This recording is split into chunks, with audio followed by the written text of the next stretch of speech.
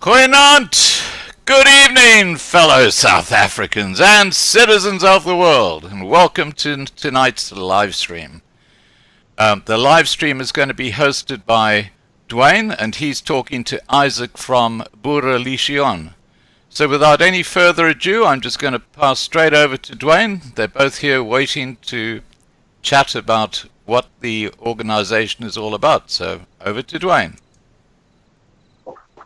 Good evening, Scott. How are you? Good, thank you. Hi, Izak. Lovely. Good evening, gentlemen. Good evening, citizens of the world. Very good, very good. Welcome, subscribers. This is a midweek live stream, Tuesday's midweek live stream. We would like to apologize that we haven't put out promos this week or been so the busy. end of last week, but we have been extremely busy, and you guys will see why. Yeah. So there is a new project underway that has taken up a significant amount of our time. But if you're on till the end of this live stream, good to you, and hopefully you get to see a little bit of what we have to showcase later on pertaining to those new projects. So tonight we'll be having a chat to Boerelegioen and Izak specifically, the leader of Boerelegioen. And this is, I just want to basically lay out exactly the approach and so forth. So on. Remember, this is only a Q&A session, so it's a get-to-know session. By no means is this any other angle besides a Q&A. So as you guys do get questions, and if you do have questions that you would like to pose to Izak and Boerelegioen, all you need to do is basically type the @sign, so much like an email @sign, just the @sign, and then either type Loving Life, Boer, or Glenn, and you can post your questions directly to one of us, and we will ask those questions. Izak, welcome to Loving Life. How are you? It's my pleasure, Dwayne, and well, I'm very well. It's cold in Middelburg and Mpumalanga, and I'm sitting here next to a nice heater. I'm comfortable and I'm ready for you guys. That is perfect. Izak, if you want to open up, as I do with all midweek live streams, I'm going to hand the floor over to you. If you can give us just a general breakdown of what Boerelegioen is for someone that has never prepped and is unfamiliar with the prepping community and all of these security, how do we put it, organizations. I'm going to hand the floor over to you, and if you could just let us know. Yeah, go for it. Thanks, Dwayne. The Boerelegioen started off as a hashtag campaign on Facebook, and I started it in June 2016.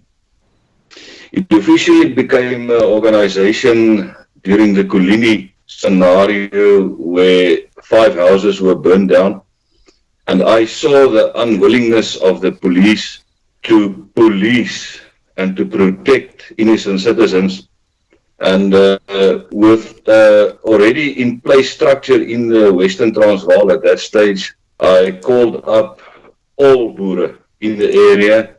About 180 of them arrived at Kulini, and they played a major role in safeguarding the community from further damage. And there we started off officially as an organization. We said that we have to, in order to play a role in, first to restore law and order, we have to also play a role in maintaining law and order.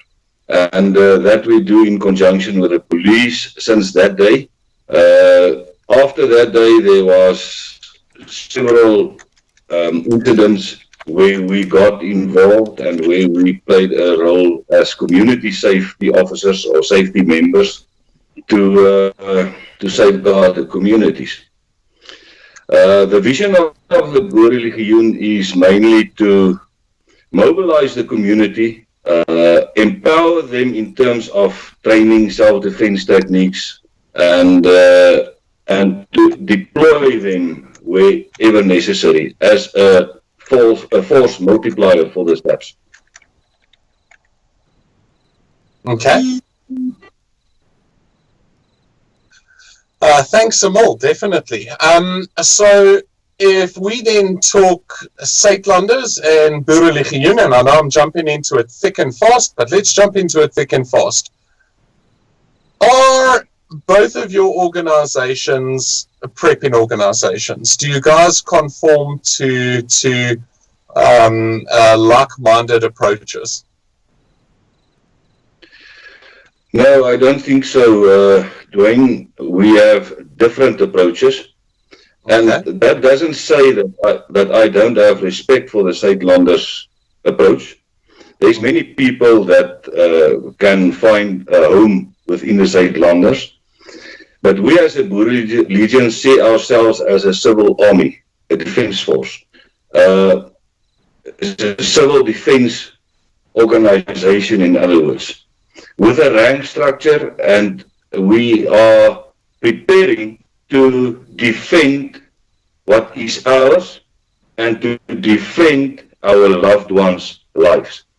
That is our main aim. There's lots of critics and there's lots of people trying to put us down, saying that we cannot fight against die oormag. Jy weet, ons kan nie onsself teen die oormag gaan verdedig nie. I agree to a certain extent that there might be certain areas in the country that need to subtract from their residences, go to a safe place. But I experienced in the SAPS since between 1985 and 1988, when there was a state of emergency in South Africa, that with a little number of people who are trained and who are able and who are willing, you can safeguard a whole neighborhood with a few men. The enemy we are dealing with are cowards. We know that. I know their psychology, I know the way of thinking, and I know their fears. Because they are sort of praying to ancestors and believing in all sorts of supernatural stuff, they are carrying along with them lots of fears. And we have the ability as Christians as believers to put our foot down, draw the line in the sand, and defend our assets and what belongs to us. And in the process, take back what they stole from us already. When you say take back what they stole from us already, I take it that we're referring to the majority? Yeah, I'm referring to the majority, to the ruling party. Okay. And specifically, what has been taken in a sense of Boerelegioen's perspective of how it's deteriorated up until this point? What has been taken out of the country up until now? We have a slogan we call the triple V's, VVV. In Afrikaans we call it veiligheid, vryheid en vrede. They stole our peace, they stole our safety, and they stole our freedom. Yes. Freedom of speech, freedom of movement, freedom of association.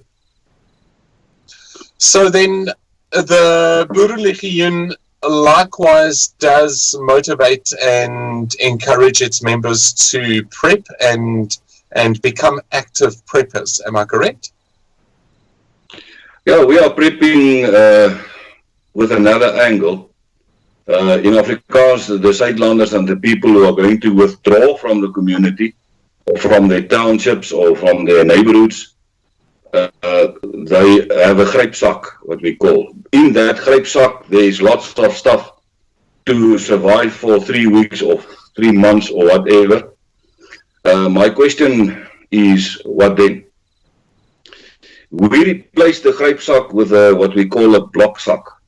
That's the Boerelegioen Operational Combat Kit.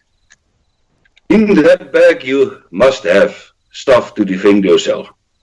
Not only firearms, but also stuff that you can use to in a scenario where you are attacked, that you can be in a position to counter the attack. Not only as an individual, but also in a group. We call it a platoon in the Boerelegioen, or your section. And that's what we are encouraging, that people start to train together, get to know each other, and to defend together, and to attack together. Then, if we can just take the typical stereotypes of preparedness, obviously you have two different approaches. Well, there are multiple approaches, but let's take the first two: bugging in and bugging out. Do you support both, or do you take a single approach with your members? Dwayne, that's a very difficult question to answer, because each and every town, each and every city, each and every voorstad has got its own dynamics. Yes. And it's up to the leaders of that specific town or specific neighborhood to come together and look at the dynamics of each and every scenario. Practice impossible scenarios and preparing according to that. We don't know what can happen in a place like Vereniging. They are surrounded by lots and millions of people. We don't know what can happen there. But our approach is, first, prepare to defend yourself, and if the situation forces you, you can, what do you call it, get out. Bug out, yes. Yes. Organizations who are preparing to run away. And it's okay. It's okay if their followers are following them to run away and to go to a hiding place for a limited amount of time. But we as a Boerelegioen, as a civil defense organization, we are standing firm in our approach not to give away what our forefathers built. In each and every town, in each and every city, there are monuments that can show that we were the first people there. All the towns in South Africa are named after one or other Boer Afrikaner or Englishman. In that town, the development took place around monuments, either a church, a klipkerk of a bidkerk, or there's graves originating from the Anglo-Boer War in the concentration camps. So there's monuments that can prove that we were the first people there. We were the people who built up that places. We were the people who developed it. And we were the people who hired the natives to come and assist us. And now they are claiming that we stole their land. That's not true. And we will defend that with our lives. That is our approach. Okay. This definitely opens up a lot more than what I initially anticipated, and it's great because I mean it really gives the people that are staying behind in the cities a prepping group, if you will, that does take a proactive stance on bugging in. And if I'm not mistaken, you guys are one of the biggest up alongside. Yes, I think so. Yeah, can you hear me? Yeah. What was the question again? I said it gives the suburbanites of South Africa, so all of the urbanites, a little bit more reassurance that they're able to join a prepping group, to still align themselves to a prepping group and be better educated pertaining to prepping with a group such as yourselves that do take a stance on bugging in. Is this correct? That's correct, yes. If you take the dynamics of most centra in the country, take a town like my town where I stay in Middelburg. It's quite a big town with approximately 60,000 citizens who are belonging to the minority groups. Okay. And within Middelburg, there's lots of safety structures. There's security companies. There's radio groups, there's Buurtwag, there's the CPF structures. Everything is already in place. All what we are coming, or what we are endeavoring to achieve is to get all these groups within Middelburg around one table to work on one plan. And that plan must consist extracting points, rendezvous points, places of safety for children and elderly people, and defense groups. Yes. Along with the police, as long as there is a police, we are going to force them by merely putting pressure on them to do their job. They are getting the pay to do the job, and they will do that. I can guarantee you. We saw that in several scenarios in the past where the police came there willingless, they didn't want to do the job, and the moment the Boere arrive, then something happens. Then they start to do the work. Because as a police commander, myself in the past, it was the most negative position to be in the middle of two factions. Yes. So which side are you going to take? You are going to take the side of the law to enforce the law on the people who are contravening the law. And that is the approach. And that's what we are doing. And we can serve as a force multiplier. We even are going now to the extent to get a mandate from big businesses,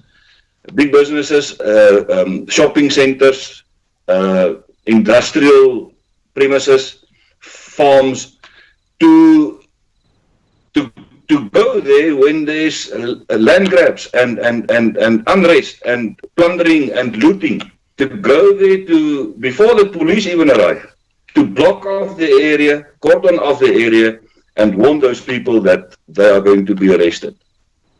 Yes. So then you are in a position to put the feet on the ground in order to assist the police in that regard. General, you mentioned the security companies. Now, are you familiar with the moves by the South African government to disarm security companies?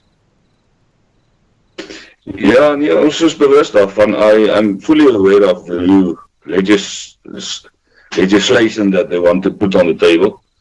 But that will not discourage us because we are not operating as a security company as yet. We are a civil defense organization. You can say we are more on the civilian side of things. And as soon as we are registered as a security company, we can look into our approach in that regard to see how we can accommodate it. But within the Zuidland, there's lots of opportunity to create laws and to create regulations and stuff that we can function in. And then we are in a position to tell the police or to tell the government that you have to follow diplomatic channels when you speak to us. Right. Sorry, Okay. going back to you. Thanks so much, Scott. Izak, now working hand in hand with the police, as we've heard with Dexter and actually many of the other groups, if you look at some of the community policing forums and so on, they all work hand in hand with the SAPS. My question is, the SAPS follows the law of the state, aka South Africa. What if that law is changed and expropriation without compensation does become a legal law within South Africa? Then we have a problem. Izak, can you hear me? I can hear you. Can you hear me? Okay, great. Yes, I can yes, hear yes, both definitely. of you. It's all good. Okay. Okay, when that happens, yeah. When that happens, we are having a problem because at this stage, the government is breaking the law by making laws to expropriate land without compensation. They are breaking the common law. In other words, they are attempting to commit theft. And we as civil society has got an obligation to enforce the law in that regard. And we don't want to come into a position where we are opposite the police or on the wrong side of the police. Because we have to defend our clients' right to private property, to own private property. We have to defend our clients' right to be safe. And if they come on that farm, intruding into the privacy of the people, then we are having a problem. Then we have to, as mediators from the Boerelegioen, we can act as mediators. Go to those people, tell them you are contravening the common law. We don't care what you did to change the laws in South Africa. We don't care. It's not our problem. It's your problem. But the common law is as valid in South Africa as the right to breathe and the right to live. And your right to own private property is a fundamental right. Every human being has got that right on the planet Earth, and no one can take that right away from you. The right to privacy, it's your right to go to the bathroom and close the door and not be bothered by anyone. Now, where does this government come from to allow criminals to intrude into your house and do nothing about it? So we have to do something about that. And that's what we are busy doing. We call it the opmars. We are training our people. We are talking to them. We are giving them information. We are... it's a continuous thing. Dis 'n aanhoudende deurlopende proses waarmee ons besig is. En ons educate our people to take a stance against these people who are thinking they can get into your rights, left, right, and yes. Ek het jou gesê my Engels raak op soos airtime. Dis perfect, dis geen probleem. Guys, if we do jump over to Afrikaans now and again, we will try and keep it English, but if we do, apologies beforehand. Dis perfect, Izak. Okay, Izak, I want to jump straight into, and now while we're on this topic, is the ability to enforce such, okay? Which is obviously a pivotal point of the entire discussion. But if we look at, let's just take Pretoria, for example, right? Pretoria is surrounded by 3.7 million members from a majority group. How are the people within Pretoria able to withstand and or defend such if it came to that?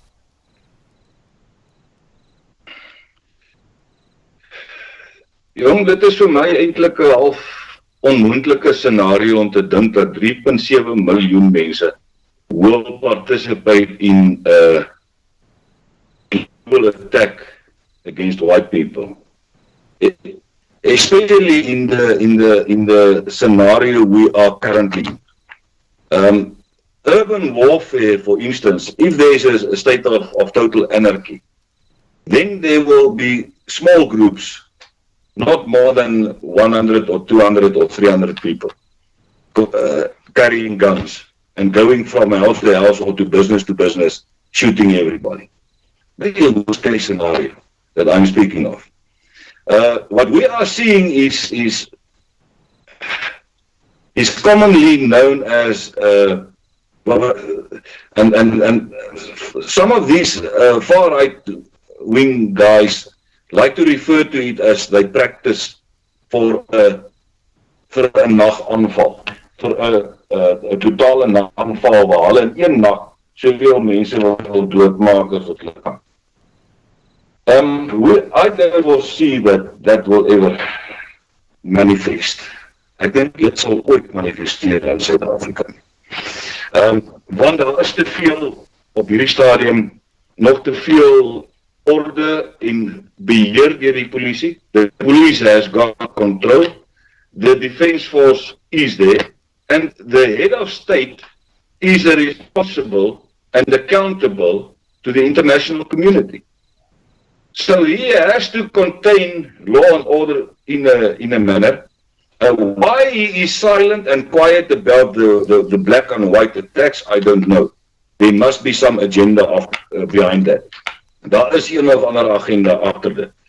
Maar ek kan vir jou sê dat hy kan nie eintlik veel meer allow nie. He can't allow much more anymore. Because then civil society will stand up. And they know very well that we are preparing. They know very well. And don't think for one moment, and you know, the listeners must not for one moment forget that we know war. We come from a history of warfare. We fought a lot of wars in the past. We are not scared of war. And they know that.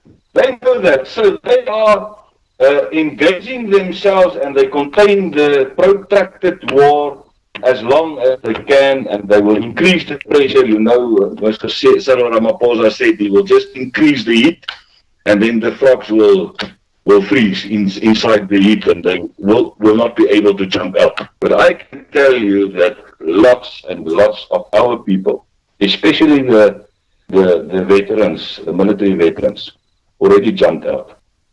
And I can tell you that we are not scared for war.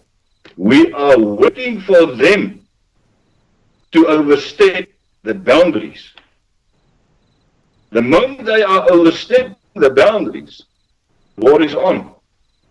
But then we have the advantage of the international opinion and the public opinion behind us, because we didn't start it. And within the international community, everyone can see what's transpiring in South Africa. Everyone can see who are the provocateurs in this situation. Not the white people, not the minority people. We are the victims of the tyranny of the majority in this country, and the head of state is doing nothing about it. His cabinet, even the opposition parties, are doing nothing about it. But they know very well that we are waiting for the point where the balance is going to drop the whole country into a state of civil war. We are waiting for that. We're not instigating it, and we will never instigate it. And we are behind the police for as long as the law is in place. The thin blue line between peace and anarchy are the police force. And we are supporting them, and we are helping them, and we are pressuring them to bring law and order in this country for as long as they can. The moment the enemy breaks through the barriers of the police, then it is them and us. And the people knows that. And that's why they are joining. And that's why lots of veterans, many veterans, are joining the Boerelegioen just because of the way we are approaching this stuff. There's lots of other organizations who has got attack plans, that has got plans to go underground and to engage in a sort of form of terrorism. And my warning every day to the people is, don't go that way. It's not our time to break the law and to take the law into our own hands. We have to maintain law and order for as long there's peace and stability in this country. And as long as the police are in control and the government is a legitimate government, we are enforcing the law. That's all. Now, Yes. you've mentioned we're on a knife edge.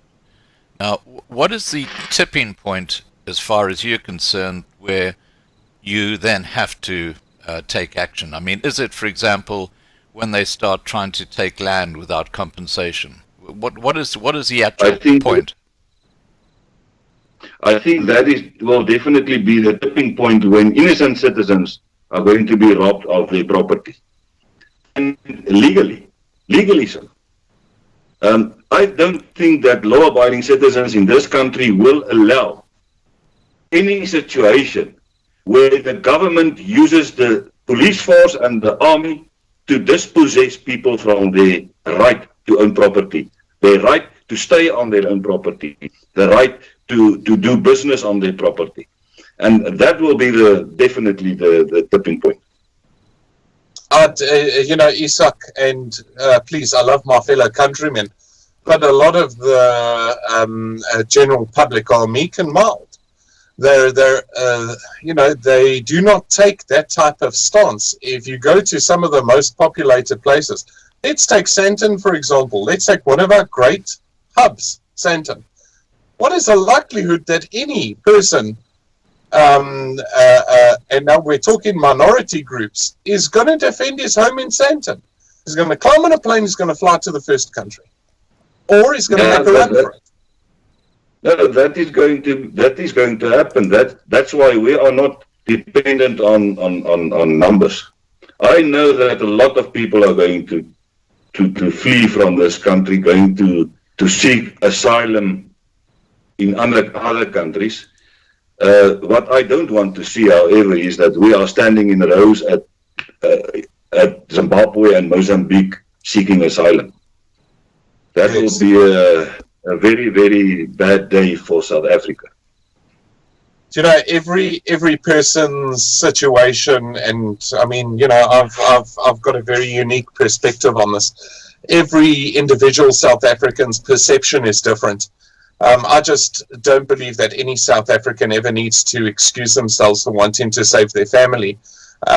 So those that do leave our shores, I'm behind them 110%, and those that stay, I'm behind them 110%. Everyone has a specific reason. I know very good friends of our channel that have been forced to flee the country, and for very good reason, and we will hear them in due course. So, everybody's situation significantly different. My only worry is if South Africa makes it law, the police will enforce that law. The law of the state is the law of the land, and the international community will support such law. Remember, the international community supports the ruling party of the state. The treaties and agreements are with the state and the ruling party of the state.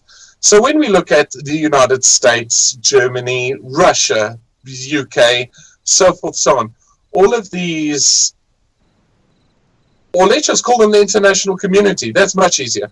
If we look at the international community, their agreements and support is first and foremost to the ruling party and not the minority. And I think this is where one of the very big, red flags comes up, is that if we do oppose and we do not agree, and we do take a aggressive stance on such, that they will be supported by the international community and not the minority group. Your take on it? Yeah, I agree with you, Dwayne. They will do nothing, and we are effortlessly giving the message out to the international community.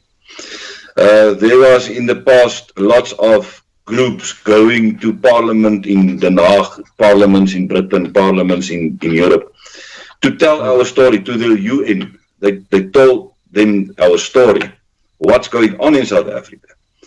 And despite that, nothing is happening. No support, no sympathy. Even the New York Times said that we deserve the treatment that we are getting after a brutal farm attack in Stellenbosch. Yes. So there is no sympathy from the liberal world. And I don't expect that we are going to get any support. But what we can do is connecting, and that's what we are doing, connecting to leader persons or individual leaders in the conservative world within Europe, the USA, and in Britain. There's lots of conservative people that are sympathizing with us.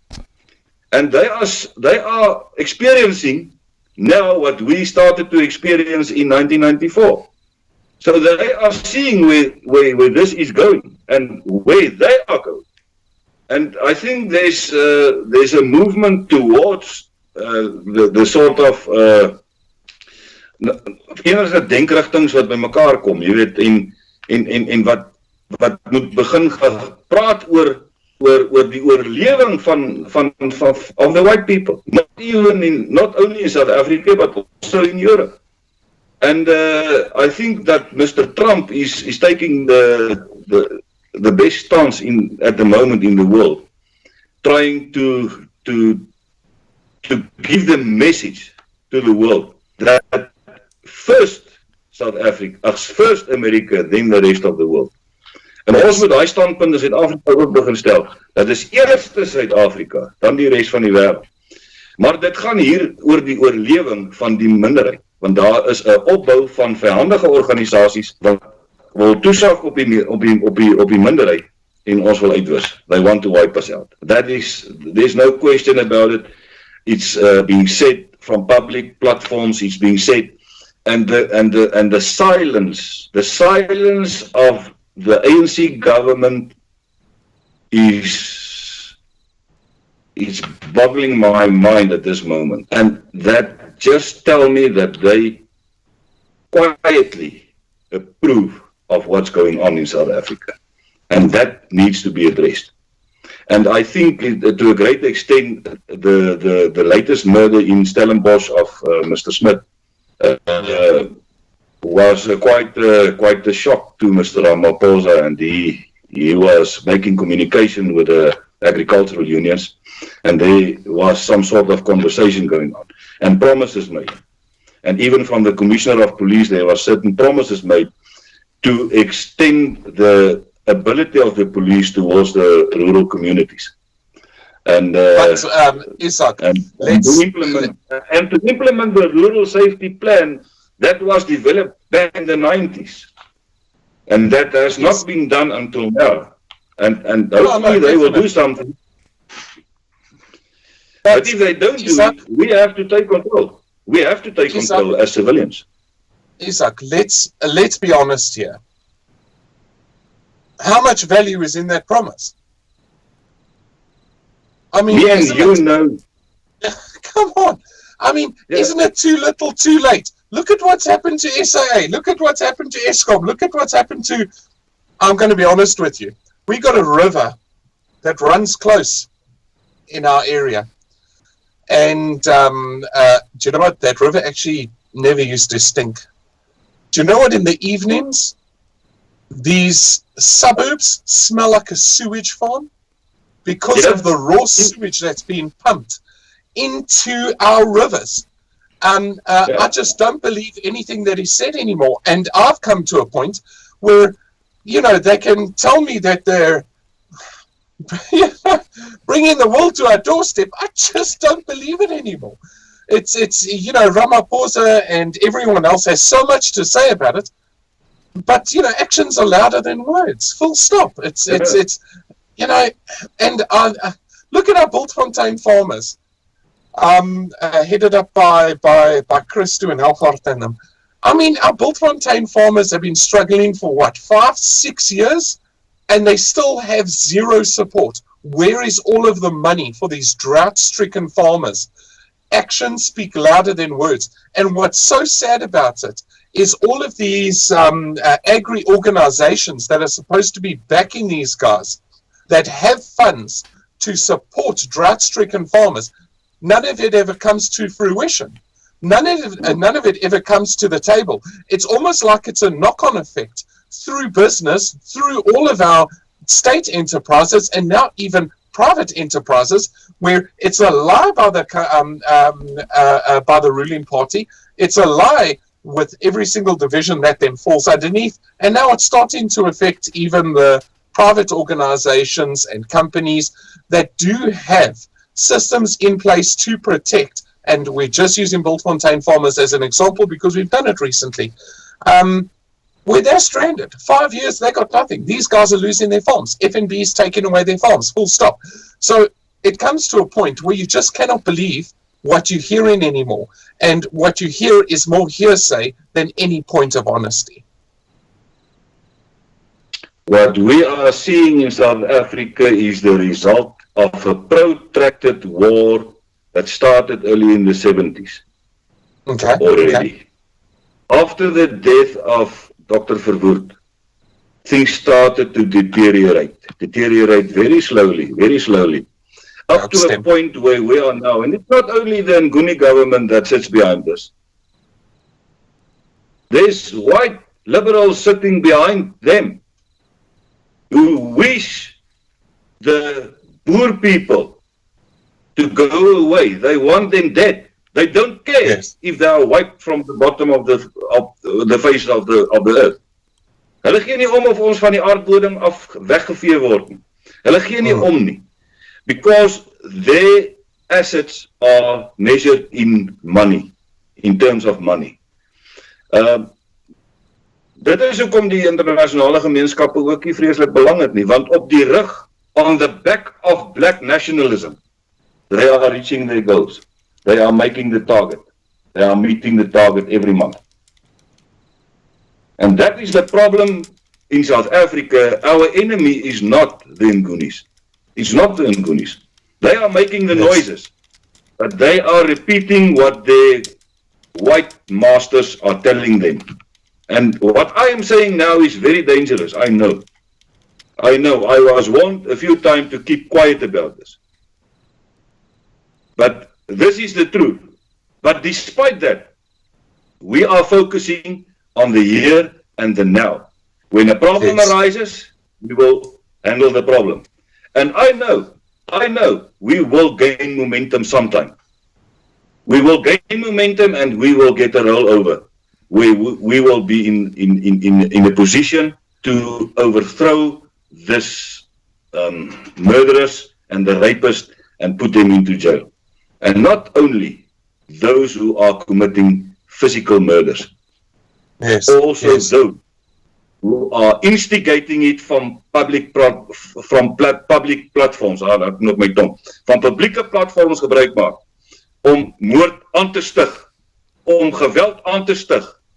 Hulle is die eintlike moordenaars, and we will not rest until we get them behind bars.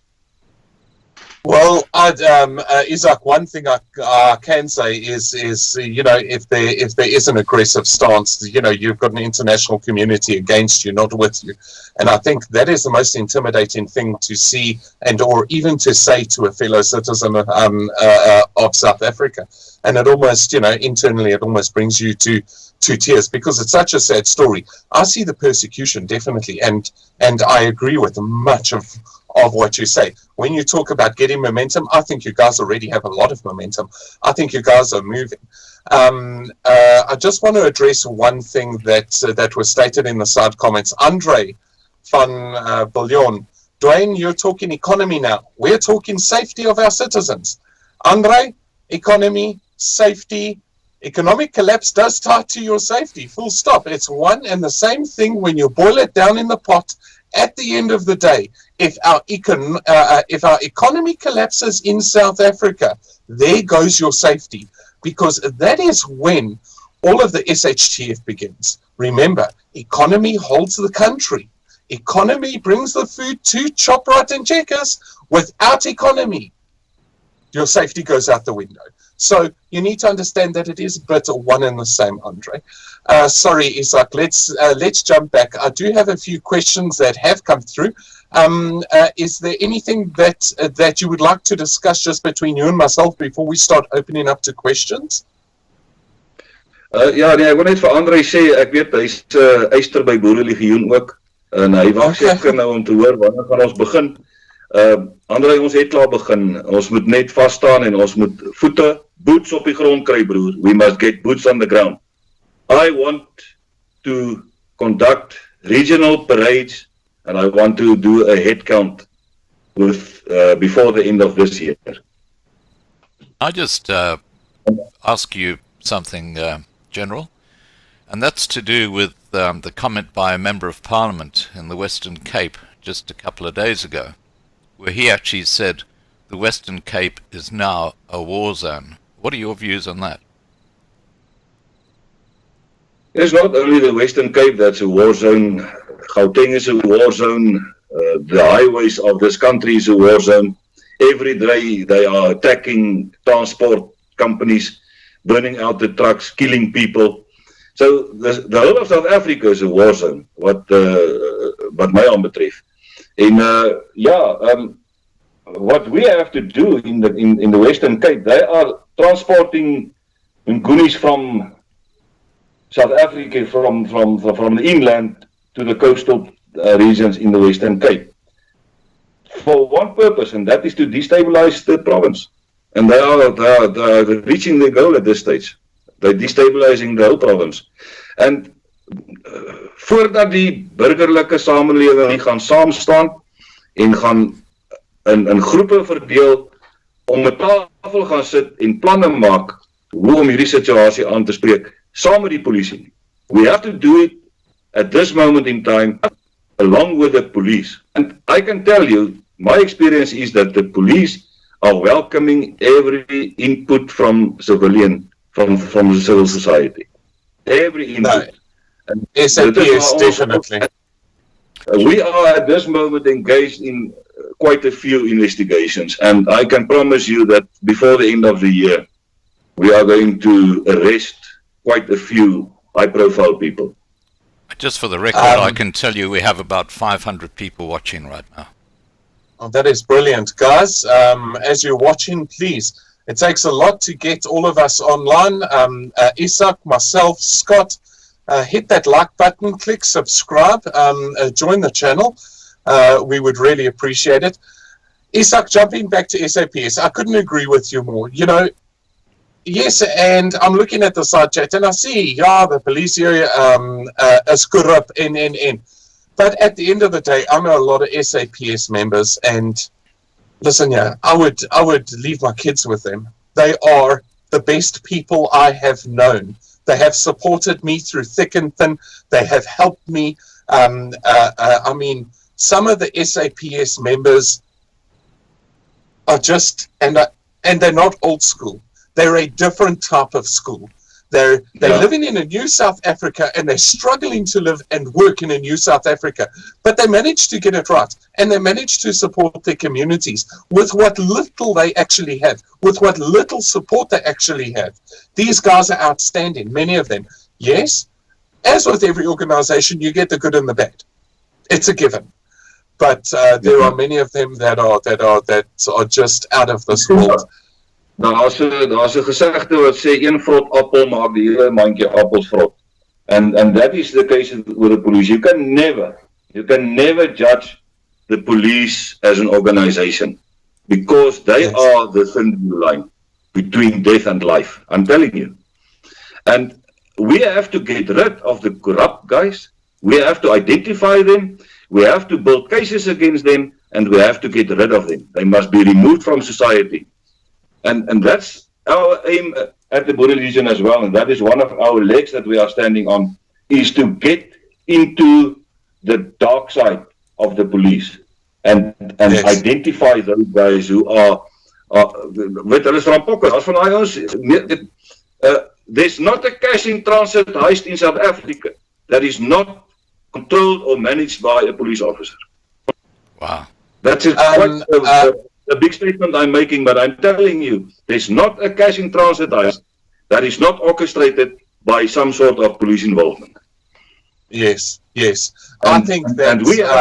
And we are in a position, we have the abilities, we have the qualities, we have the experience to go into this, to infiltrate the syndicates and identify them and get rid of them. You know, Izak, I'm listening to you talking, and this is the most positive way I've felt about current South Africa. I'm going to be honest with you, where a lot of what I've dealt with since Scott and I began was a lot of doom and gloom. Scott, I don't know if you feel the same, but if you look at this, it's working together with SAPS, still trying to recover the situation. And I understand what you're saying, Izak, is have a round table, have a sit down, have a discussion. Surely a lot of this can be recovered. And let's be honest, there is no point at which you cannot recover a situation. There is always something to save. But civil war, there's very little to save after that I can guarantee. I mean, it's the worst possible place we could ever end up. Izak, we're going to open the side chat to questions. Scott, yep. If you'd like to help me with questions sure. Can I post one to him? That have come up. I'll pose one to the General now. Just to tell you, we've got over 500 people watching right now. Okay. Brilliant. Thanks, guys. Johan wrote, is the Boerelegioen capable of becoming the new commando? I think we have the potential to be a sort of a coordinator in establishing Boerecommando.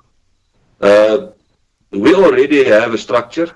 We are structured in most of the towns and cities in South Africa, Western Cape, in all provinces. We have the command structure. What we are engaging now in is in recruiting civilians, train them, forming platoons, and allowing them to protect themselves and their communities, their neighborhoods.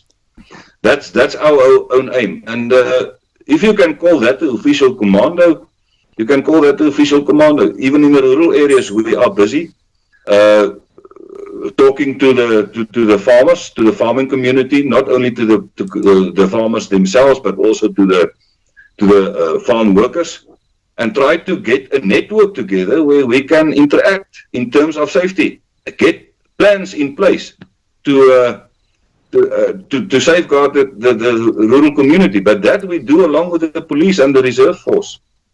Right. Now, Connie asked, can you please deploy a security force to all farmers?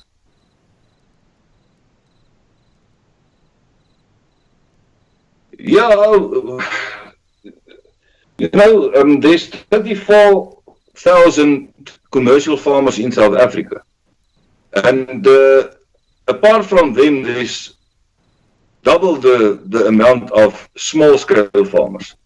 And to deploy a group of people at every farm is rather better than to get the groups of farmers together around the table at the union, where most of them are belonging to the farming union, or the farmers union, or the agricultural union. And get them around the table and strategize. We have the expertise, we have the experience, we have all the knowledge, because we are our command system is consisting out of veterans, military veterans and police veterans, mostly. And we can advise them on many instances, especially individual protection, how to safeguard, do proper security analysis on each farm. And we are doing it at this moment. We are going slowly because we don't have the feet on the ground at all places. But where we have the feet on the ground, we are fully involved in liaising with the farming unions, liaising with the safety structures, communicating with the neighborhood watches, communicating with the CPF and the police, and try to establish met 'n ondeurdringbare stelsel waar ons hierdie mense kan veilig. Now, how does a farmer actually contact you and set that up? There might be farmers listening right now who are interested in doing that.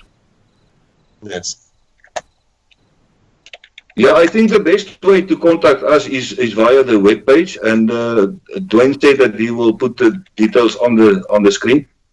Right. Yes, your guys are supporting great on the side. I want to say to all of the Boerelegioen members that have joined this live stream, guys, subscribe. Thanks a mil. You guys are doing a great job informing the general subscribers over the channel, and all of those that have joined us. Thanks a mil, guys.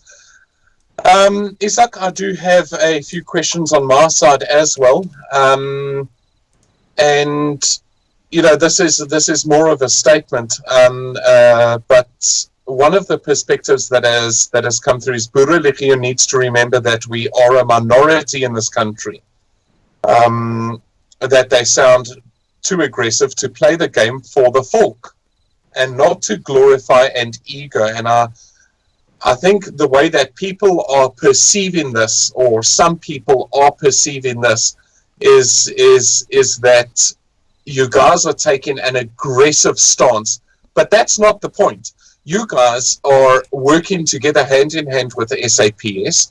Your aggressive stance would only come once physical persecution happens amongst our minorities. Am I correct? Yeah, that's what we are preparing for. That's why we came into existence. Because we are seeing where South Africa is going. South Africa is heading towards total anarchy. A state of total anarchy where the law will not have an impact on maintaining law and order. And then civil society has got an obligation by law to take the place of the police and to maintain and to restore law and order. First restore it and then maintain it. And that's not the aggressive approach. The aggressive approach will be, I'll put a gun into each and every man's hand and tell them go now and clean up South Africa. That's the aggressive stance. Okay. And we are not in that position. We are not even thinking about that. We are thinking about surviving in the circumstances we are currently in. And when the situation is increasing and deteriorating in South Africa, in line with the threat we have to develop as a civil defense organization.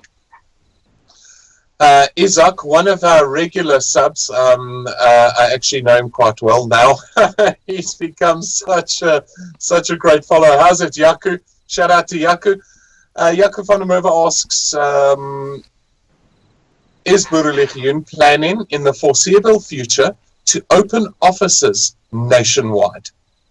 To have physical offices that they can walk into. Yeah, that is obviously the main goal that we have, is to open up a national headquarters, a central command center, and at least regional command centers, and local command centers. But as you know, we are only making or gaining 50 Rand per month membership fee, and that mostly goes for transport expenses and admin fees and stuff like that, admin costs. And if we can get the funding, we can eventually go to in that direction. But my stance is that there is infrastructure, there is police stations, there is regional offices. We have the technology to our is available to us, en ons moet dit net gebruik. En ons gebruik dit op hierdie stadium tot die maksimum toe. Maar op die einde van die dag wil mense, want op hierdie stadium, at this stage, people are volunteers. They are not getting 1 cent for what they are doing on the ground. They are doing it for the love of their country, for the love of their people, and the drive within themselves to try to play a role and to om 'n rol te speel om die gemeenskap ten minste veilig te kry en om hulle mense te help. Die mense wat tussen hulle bly, die mense in die dorpe waar hulle bly. To play a role there, to be a sort of a peace officer for them. And that's what we are doing at this stage. Ons het nie die vermoë, die finansiële vermoë nie.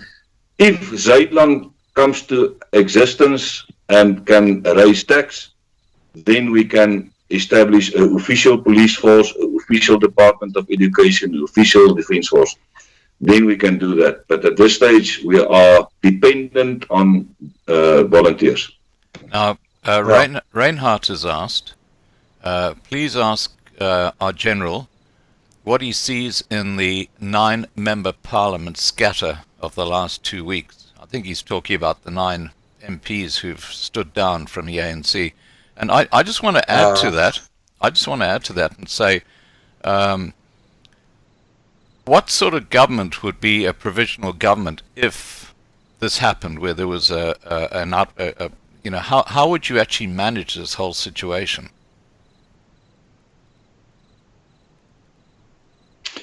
Yeah, I don't think we need to read much more in this resignations than people who are sour because they didn't get ministerial posts. They are only members of parliament. They were fired as ministers and replaced by other people. I think this is more or less what happened there. I don't think they resigned out of the ANC. They just resigned as members of parliament. What message we should read? I don't know. Perhaps it's a message that they are going to join the Zuma faction. I don't know. But that doesn't matter to me at all. What happened in Parliament and how they governed the country doesn't concern me much, because we are already in a state of war in this country. The protracted war against the minority groups are ongoing, and how they are playing politics is their problem.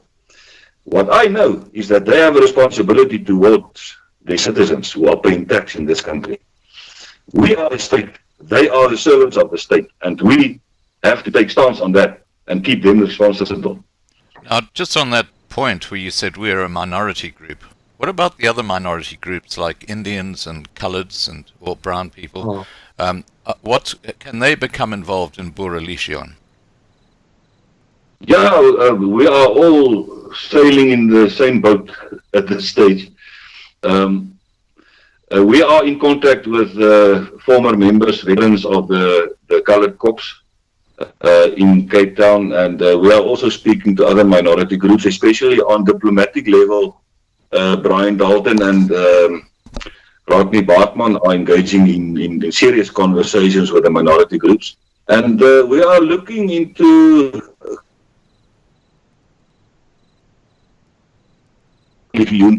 because I don't think they want to be associated with the Boer culture and the Boer history and the Boer whatever.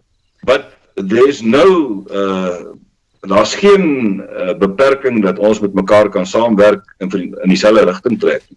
I'm thinking of a colored corps, why not? A colored legion or a Zulu legion, or if we are on the same page that we are law-abiding citizens of this country who are standing against the evil of the EFF and the Black First, Land First, and to a certain extent also the ruling party. We are standing up against the evil forces, then we are on the same side and we are fighting for the same goal. Definitely.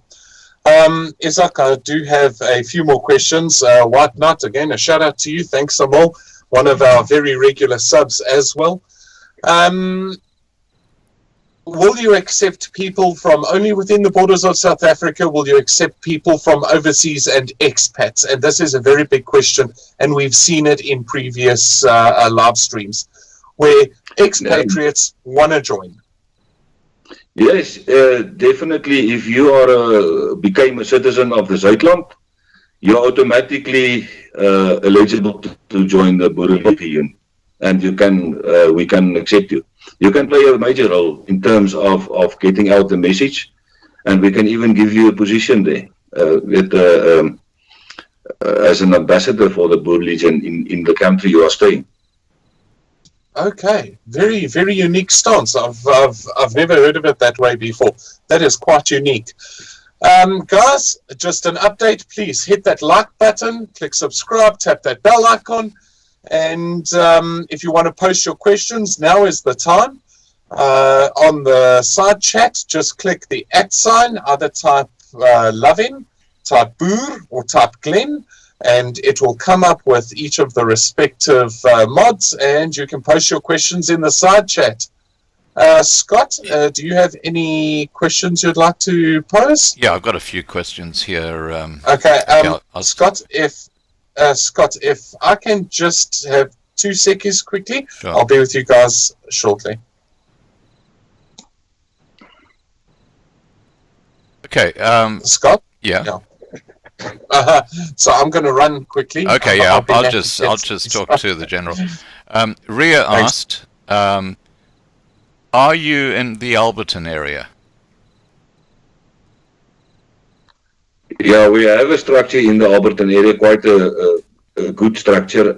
I can tell you, Scott, that especially in the former Witwatersrand area, Right. Joburg, Central, the Valdriehoek, the West Rand, East Rand, we have quite strong structures operating there. And not only the Boerelegioen, I can tell you people like the AWB, Zuidlanders, everyone has got very strong structures there. And that is why I said that it's very, very important that on local level, these leaders, the leaders on local level, they have to go and talk to each other, get to know each other, become friends on local level, and driving towards one goal. And by achieving that goal, you can do different stuff. You can contain different plans within an operational plan. Okay. Now, just on that point, how does Ria get in touch with Boerelegioen? .co.za, then she can follow the Raak Betrokke, get involved link, and there's a form that she has to fill in. Yeah. And the moment she filled in the form, it will go to the admin, and the admin will make contact with her and having a short interview with her. They are coming from a history of close working relationships within the former SANDF and the former SAPS. Right. As a police officer myself, I shared a platoon with about 15 Soties coming from Durban, Pietermaritzburg, Cape Town. So it's not a new thing to me to work with Soties. Okay. Now, Jaco van der Merwe has asked, what backup do you have to place when the government wants to change the Weapons Act to disarm all private security companies? Do you have a plan B? Is it regarding the legislation on security people? Yeah. Or on government? No, the new legislation that will basically disarm the security companies. He's talking about that. Yeah, we don't have a plan B for that, especially that we can engage into a process of arming our own people according to the Firearm Act in South Africa, allowing people to have firearms of their own. And we encourage our people to go through the process of competency, licensing your firearm, and get as much as possible firearms and ammunition that's allowed by the law. So we are not having a plan B. I don't know how the security companies are going to survive, and I don't know how they can distinct in the law between cash in transit guards and a guard that is, for instance, protecting a national key point. I don't know. I don't think that law is very as jy baie wel deurdink nie. But I think it's still going to be set open for discussion by the public. So die publiek moet insaai in die wysiging van die wet. But they've only got till about early July to reply to that. And what Eugene, who's one of the people I'm hoping to be talking to very soon on our Real People channel or a live stream, he is the owner of a security company. And he was the fellow who actually sent me a lengthy email setting out why this new amendment to the Firearms Act was flawed. And he said that there's either two options. One, they want to disarm the security companies, or the other option is that whoever wrote the amendments screwed up badly. Because there's no reference to semi-automatics in the area where they say, well, this is referred to in that particular part of the amendment. Yeah, I already told a few security managers I know, and I think we will go to the extent of making a formal presentation to the security industry. Yeah. To come together and object against this, because at the end of the day, they are the guys who are supposed to put up regulatory measures to regulate the industry. It's their industry. I don't think one man can write and do what he wants to change acts and make new laws and stuff like that. It must be a two-way communication between the security industry, the public, as well as the authorities. So ek dink ons moet ons te veel steur aan hierdie wysigingswetsontwerp op hierdie stadium nie, behalwe dat die sekuriteitsindustrie moet by mekaar kom en saamstem dat is 'n klomp nonsens. Right. Definitely. Okay, I also have a few questions I'd just like to pose here. And one of them I hear quite a lot of, but we'll get into that later. So, Izak, when it comes to Dexter and NCA, are you familiar with their work? Do they tie into you, and or do you tie into their organization in any way whatsoever? That's from that is Ben Almiro's group, Dexter. Yeah, I know. I'm very familiar with Dexter, and I know Basil Swart very well, and I know Ben Almiro also very well. We are speaking as leaders, at least on a weekly basis, to each other. And we are supporting each other, especially on ground level. Ben Almiro is the first one to say that he loves the Boerelegioen because they are disciplined and they know what they do. So on local level, there's already a very good coexistence and cooperation between the different organizations.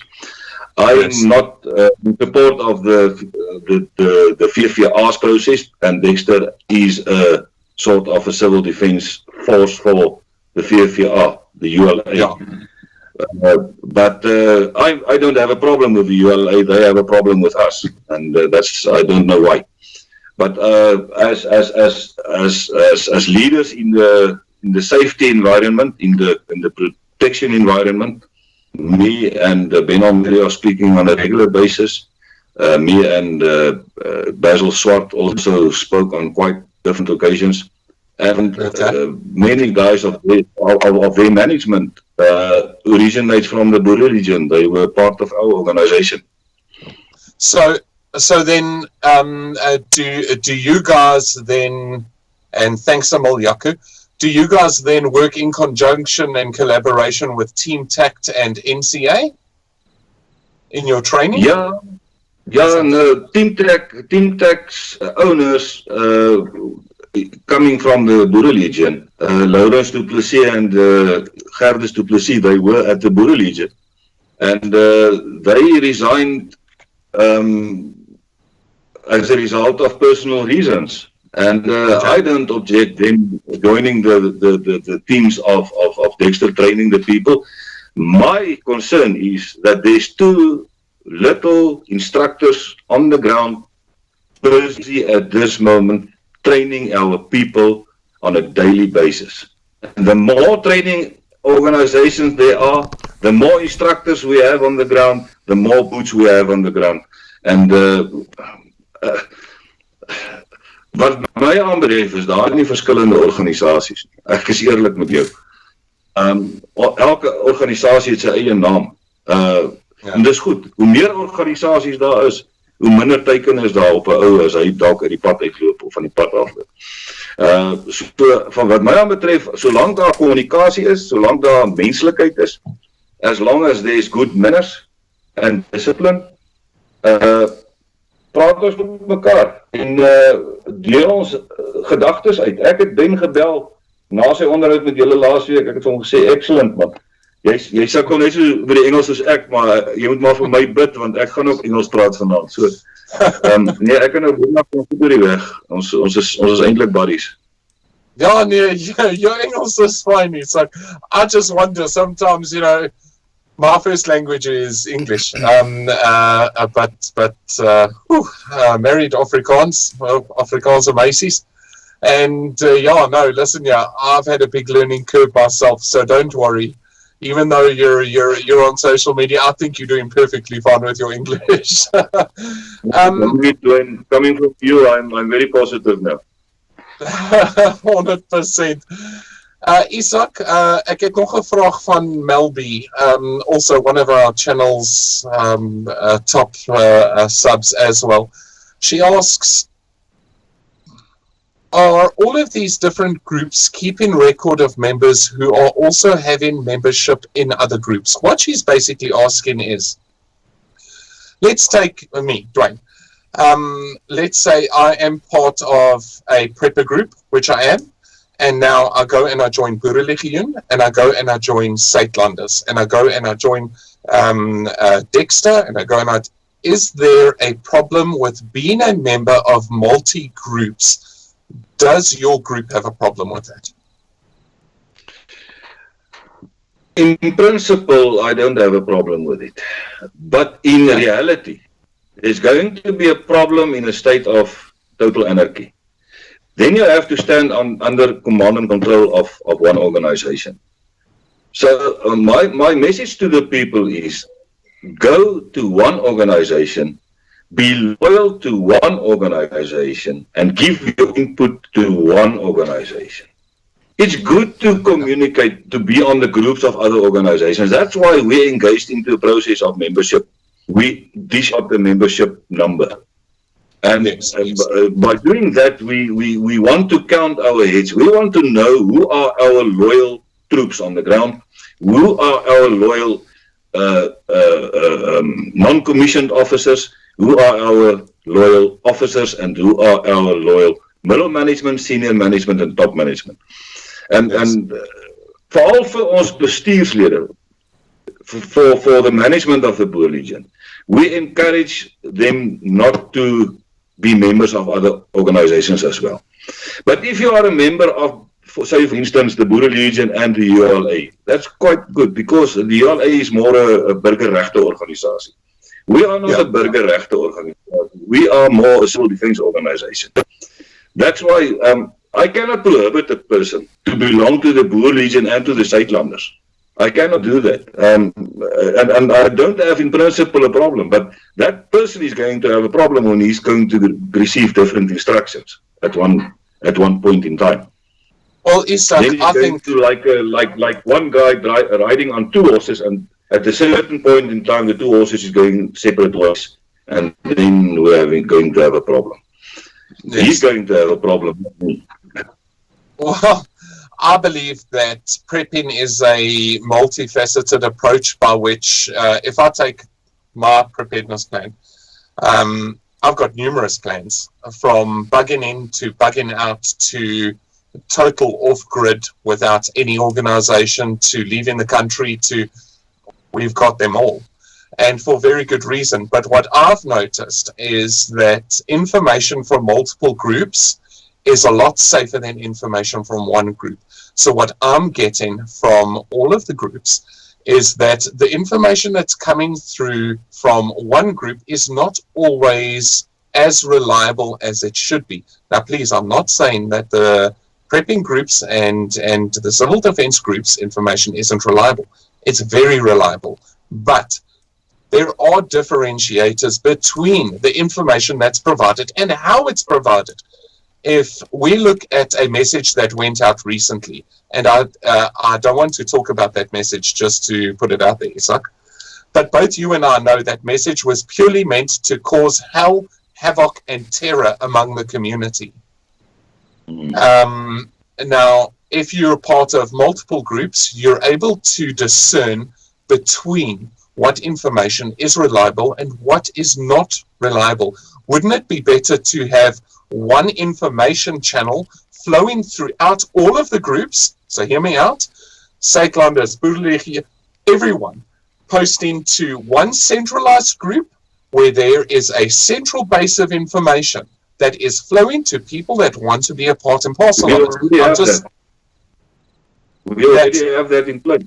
Yeah, we have the joint operational center on national level. Dwayne O'Neill is the chairperson of that center, and all the leaders of other organizations are on that platform, and we are sharing the information coming to that platform. If there is a protest action in Pretoria, we can draw that information and give it to our people, you know. So we're already on that level. We are already a joint operational center, and there is good communication, I must say. Okay. I'm taking it from more of a subscriber point of view, which may actually have been wrong. But I appreciate the answer. Thank you so very much. Yes, Scott. Yeah. Now, Jack Stander ask them that if worse comes to worse, and they are forced to retreat, do they have a competent retreat and citizen extraction strategy? Good question.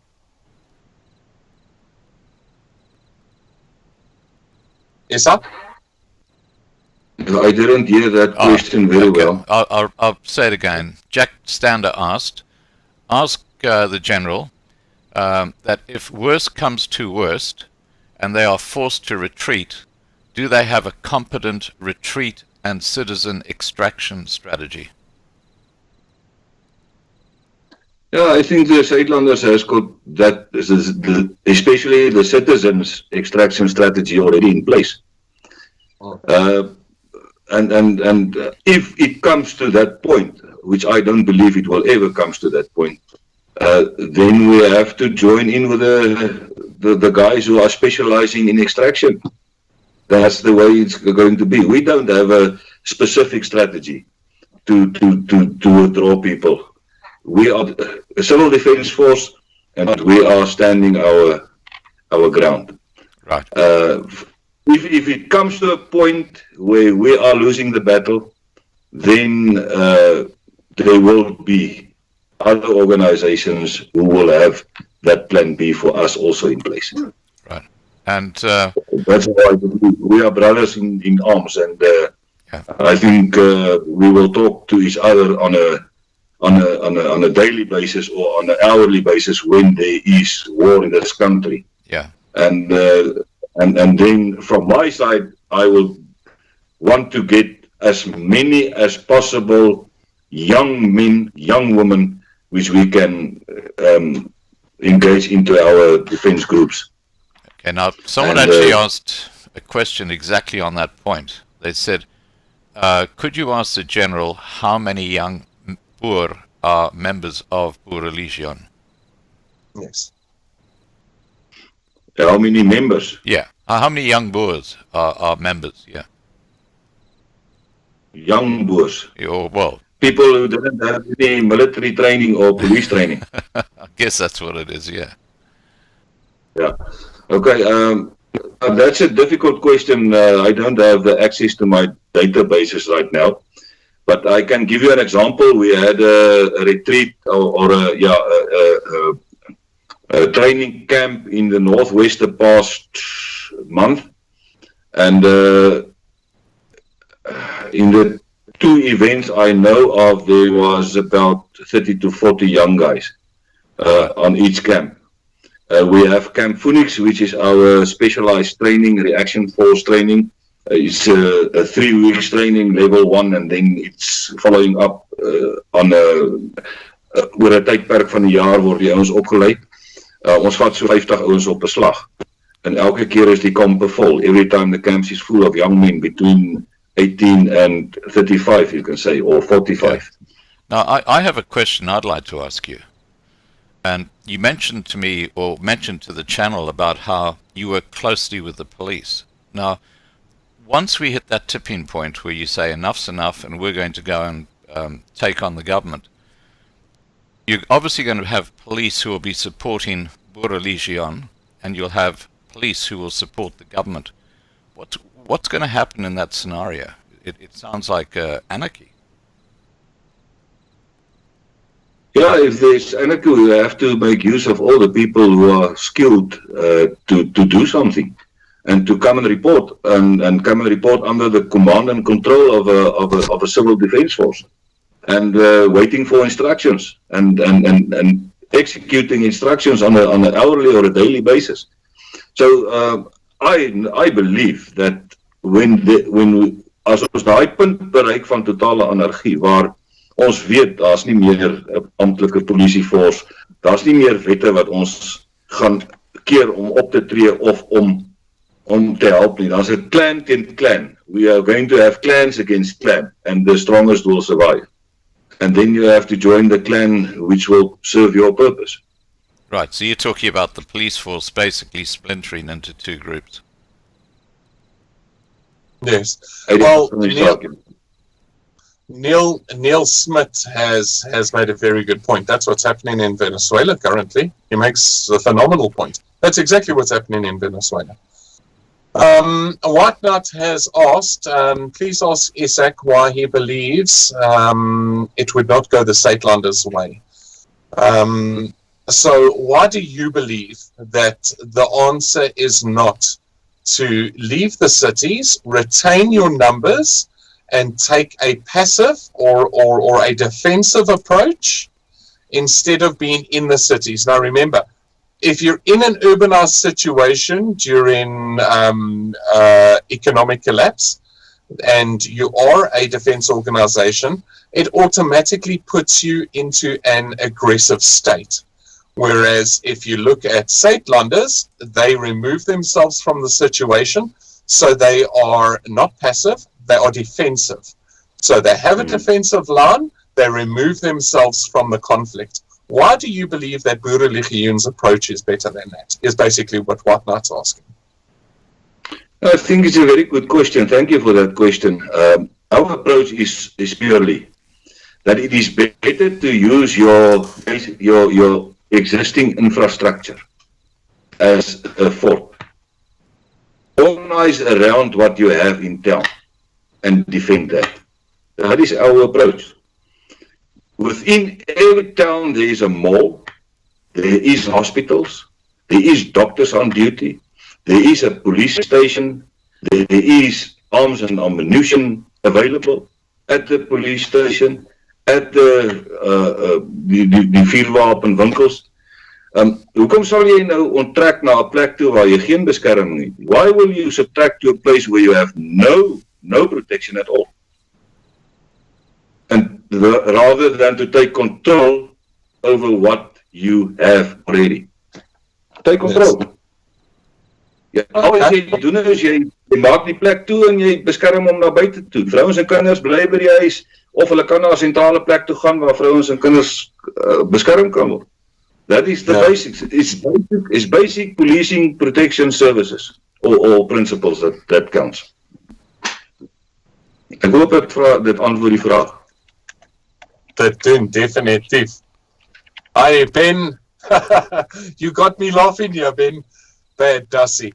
Okay, Scott, do you have any other questions that you would like to go through? I'd like to start wrapping up. I think we are on 1.5. Yep, we're on 1.5 hours.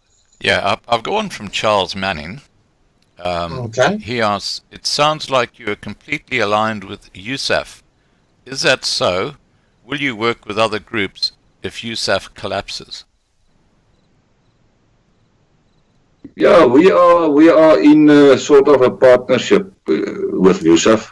We are supporting their initiative as a civil defense organization because I know that there can be a political turmoil when the self-determination drives come to a certain point. That exactly happens, or would have happened if the Khoi king would have succeeded to do a secession. And our aim is civil defense, civil protection. And yes, we are working with all groups who are thinking like us, having a drive of self-determination, going towards one goal. And everyone is welcome to join us. And we are an open group for our people who are interested in staying alive and who are interested in surviving in a state of total anarchy. And I can tell you, civil war and total anarchy is just the same. And we don't want that. We are driving our goals step by step by step. We are a sort of a resistance movement to counter the momentum the enemies are gaining at this moment. And I know up to a certain point, we will not be able to prevent them from overstepping the line. Right. Now, you mentioned the Khoi king and his secession as part of the Western Cape. Now, that to me is very interesting because, you know, the ANC government refused to recognize the Khoi and the San as the original inhabitants in South Africa. They kind of claim like they were here first, which we know historically is a load of bullshit.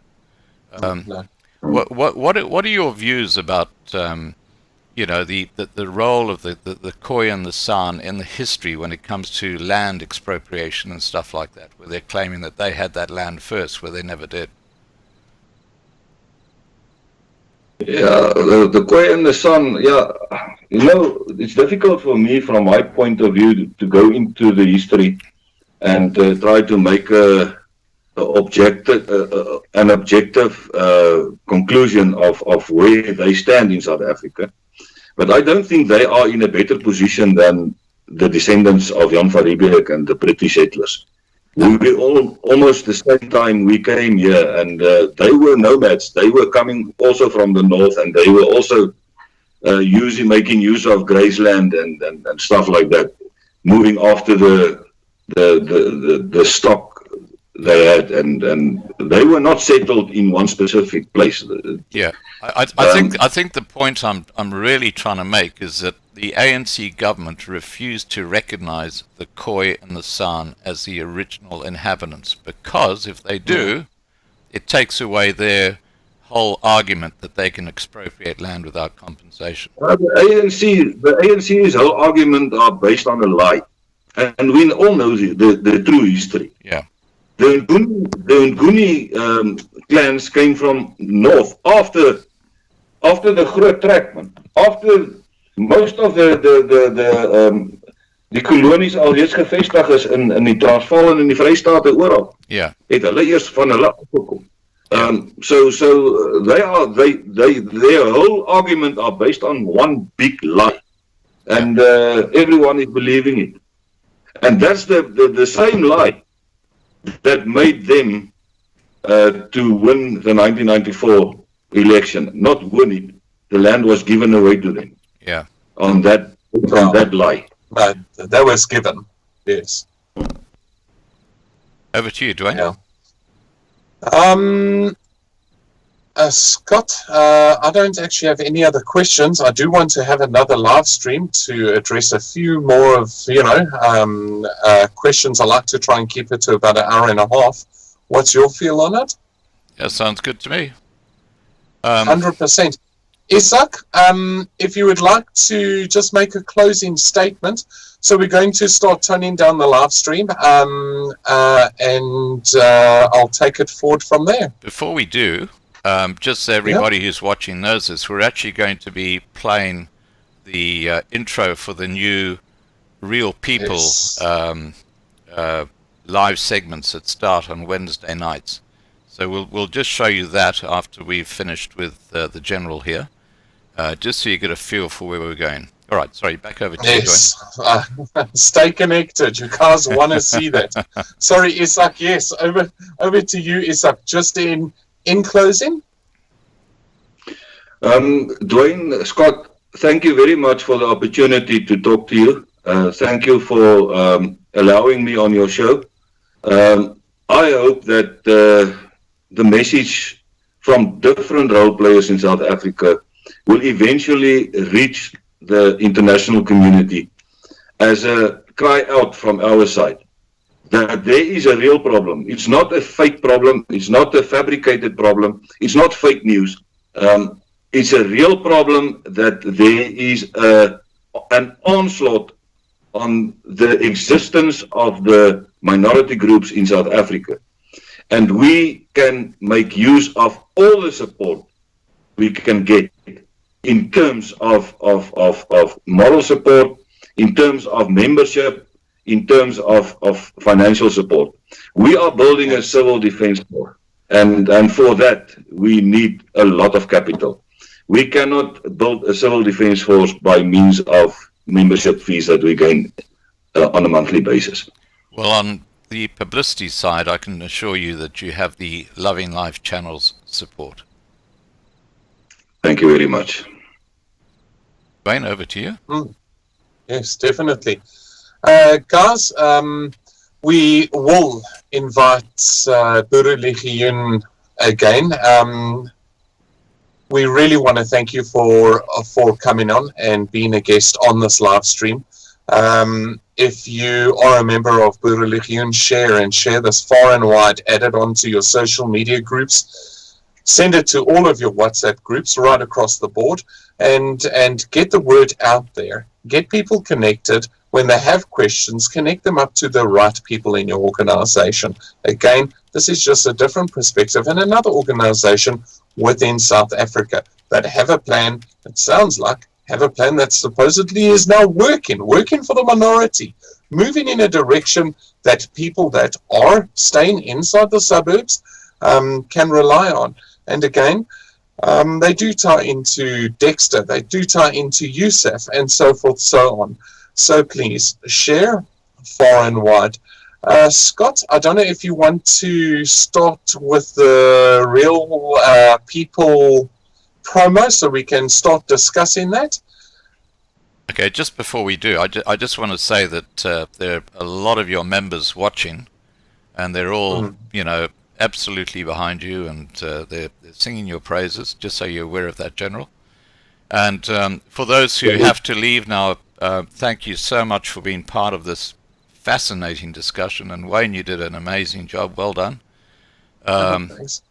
And what we're going to do now is we're going to let the General relax, and we're going to now run the Real People intro that we'll be running every Wednesday when we interview people about their real lives. Okay, I'll just get that up. And now. Scott, I just have one other question. Yeah, go ahead. Ben, Izak, I don't know if this is untoward, but Ben is insisting. He asks Dwayne, vra vir oom Izak, wat noem jy 'n boer sonder 'n baard?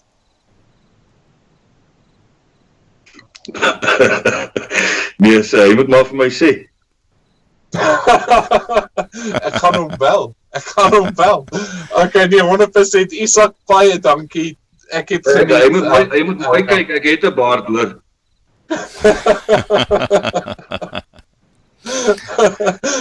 Ja, nee. Ai. Izak, ons sê vir jou baie dankie. Thank you so very much. We really appreciate the effort. It was great talking to you tonight. And yes, as I said before, we'd love to have you back on. So yeah, thanks some more. Baie dankie julle hoor. Take care, General. Okay. Tot ziens. Cheerio. Okay, guys, what I'm going to do now is I'm going to start the this is the new real life intro that Dwayne has put together, and it's absolutely fabulous. There's still a few things we need to fix with it, but it's going to be ready for Wednesday nights. Here we go.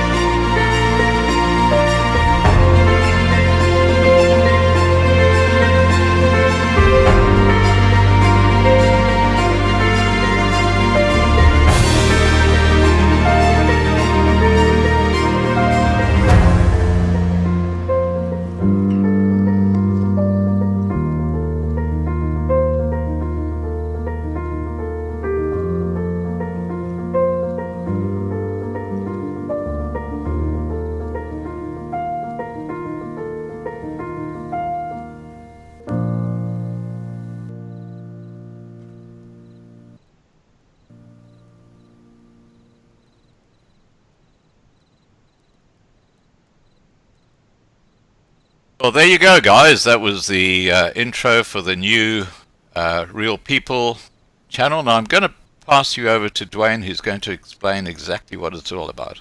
Here we go. Yes. Okay, Scott. So, subs, this is basically a new initiative started by Scott. It's called Real People. And I can tell you now, some of these stories have brought me to a whole new level of humble.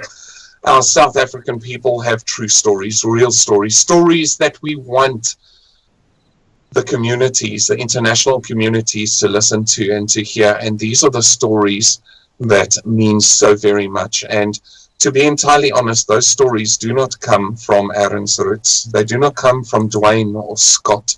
They do not come from Izak or Ben.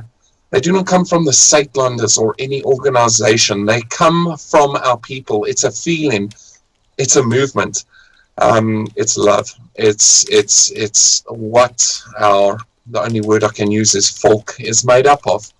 It's the feeling you get when you look at the Voortrekker Monument, or you walk to the Pole Monument and you just become proud. You walk into our vineyards and you see our people. And no, we're not only talking about whites and or any race in particular. This is of South Africa, South Africans in totality, from Griquas to all minority groups, Afrikaans, English, Indians, all of us together. It's the story that makes our country move forward. It's the reason that you have kids. It's the reason that you stayed in this country and built it to what it is. It's the reason your forebears left all of this to you. So if you can, join us tomorrow night. So every single Wednesday from now on, we will be having the Real People discussions, and it is definitely a very big eye-opener. Scott, can I reveal tomorrow night? Yeah, let me talk about it. Okay, go for it. Okay. So tomorrow night we're looking at, and it's yet to be ratified, but I think it's going to happen. We're looking at having a discussion with Eugene, who's got a security company in Gauteng. And obviously this is a very, very pertinent subject right now because of what's happening with the changes to the firearm legislation. So Eugene will be talking about his life, his history, and it's a fascinating one.